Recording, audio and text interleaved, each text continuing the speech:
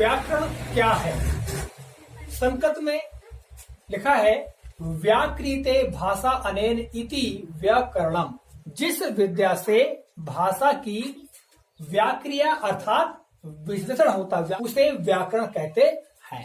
व्याकरण क्या होता है? किसी भी भाषा के लिए उसको सही तरीके से बोला जाए, सही तरीके से लिखा जाए, उसमें पूरे नियमों का एक संग्रह होता है, व्याकरण उसे कहते हैं।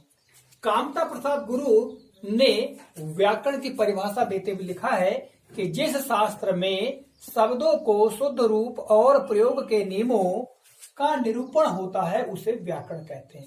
साथ ही व्याकरण के द्वारा किसी भाषा को शुद्ध रूप में लिखना, शुद्ध रूप में बोलना, सही समझना सरल हो जाता है।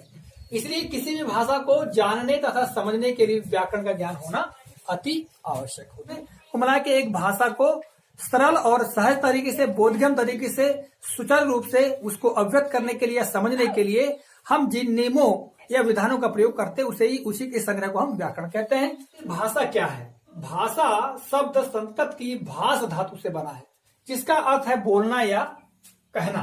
अर्थात भाषा वह साधन है जिसे बोलकर अपने मन के भावों को अभिव्यक्त किया जाता है।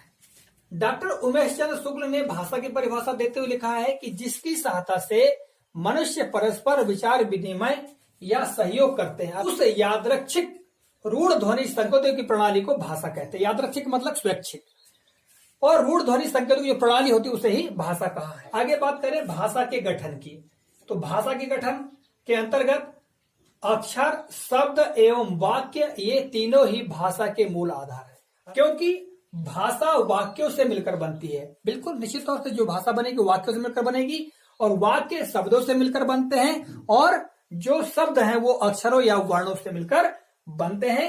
इस तरह हम कह सकते हैं भाषा गठन कितने आधार है? 3 आधार। कौन कौन से? वर्ण, शब्द और वाक्य।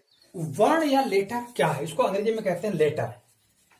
मूल रूप में वर्ण वे चिन्ह होते हैं जो हमारे मुख से यानी हमारे मुंह से निकली ध्वनियों के लिखित रूप हैं।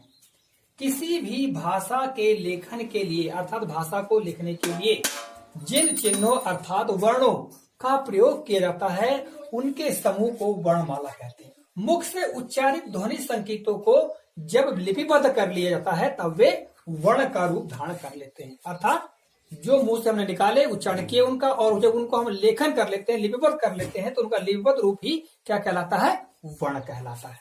अब हम बात कर लेते हैं वर्णों की संख्या के ऊपर। वर्णों की संख्या हिंदी में है 52 अर्थात 52 है, संस्कृत में 50 है, वहीं अंग्रेजी में वर्णों की संख्या 26 है। अलग अलग भाषाओं में वर्णों की संख्या अलग अलग है।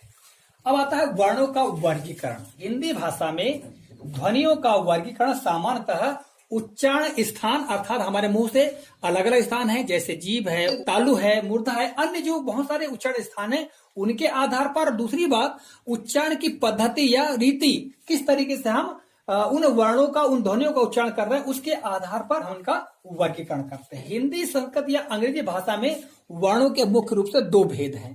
पहला है स्वर, जिसे हम अंग्रेजी में वावेल कहते हैं, VOWEL वावेल। दूसरा व्यंजन, जिसे अंग्रेजी में कहते हैं कॉन्सोनेंट। स्वर की बात करते हैं तो डॉक्टर उमेश चंद्र शुक्ल के अनुसार स्वर उन वर्णों को कहते हैं जिनका उच्चारण बिना अवरोध या विघ्न बाधा के होता है।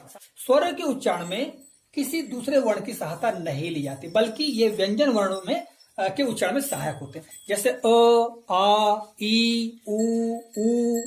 तो ये जो हैं क्या है? ये स्वर हैं, क्योंकि ये बिना अवरोध के, इनको हमारे मुंह में किसी प्रकार से हमको जीभ का अवरोध या जीवा नोक का अवरोध या अन्य दांतों का अवरोध हमको ये नहीं करना पड़ता है, तो इसलिए हम इनको क्या कहते हैं? स्वर कहते हैं। अब बात कर लेते हैं व्यंजनों की। ऐसे वर्ण जो बिना स्वरों की सहायता के उच्चारित नहीं हो सकते, वायु इनमें अबाध गति से बाहर नहीं निकलती, जबकि स्वरों में यदि उच्चारण करेंगे तो वायु जो हमारे मुख से बिना अवरोध के अबाध गति से बाहर निकलती है। हमने बोला अ, बिना अवरोध के निकल रही है, आ तो बिना अवरोध के निकल रही है। अब जैसे क बोलेंगे तो क को यदि हम इसमें अ मिला हुआ है, प्रत्येक वर्ण में अगर हम उसको बोलेंगे व्यंजन को, तो उसमें अ मिला हुआ है। क, ख, ग, घ, इंग, च, छ, ये क्या है? व्यंजन है। इनमें हमको स्वरों की सहायता लेनी पड़ती है।